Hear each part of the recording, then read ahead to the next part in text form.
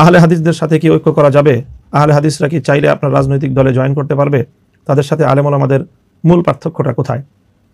আহলে হাদিসদের সাথে একটি পার্থক্যই মনে করি আমি, আহলে হাদিসরা তারা অনেক ক্ষেত্রে মাযহাবকে তারা গুরুত্বহীন সাব্যস্ত করতে চান।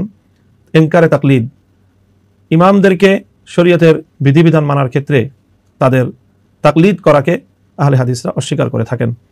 যদি এটি না করেন, এটি করার প্রয়োজন হয় না তাদেরও একটি ভিন্ন স্কুল অফ থট, একটি ভিন্ন চিন্তার কেন্দ্র হিসেবে তারা তাদের কার্যক্রম পরিচালনা করেন।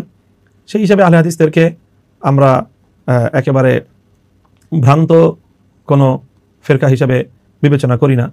আহলে হাদিসদেরকে মনে করি যে তাদের একটি বিষয়, এটি আমরা সঠিক মনে করি না, যে তারা মাযহাবকে অপ্রয়োজনীয় মনে করেন এবং তাকলিদকে অস্বীকার করেন।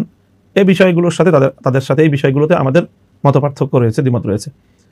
কাজে সেই মতপার্থক্যের জায়গায় রেখে রাজনৈতিক অঙ্গনে আমরা একসাথে কাজ করতেই পারি, এবং যে কোনো আহলে হাদিস ভাইও আমাদের সংগঠনে যোগদান করে তিনি রাজনৈতিক অঙ্গনে সাংগঠনিকভাবে কাজ করতেই পারেন এবং অনেকে করছেন, আলহামদুলিল্লাহ।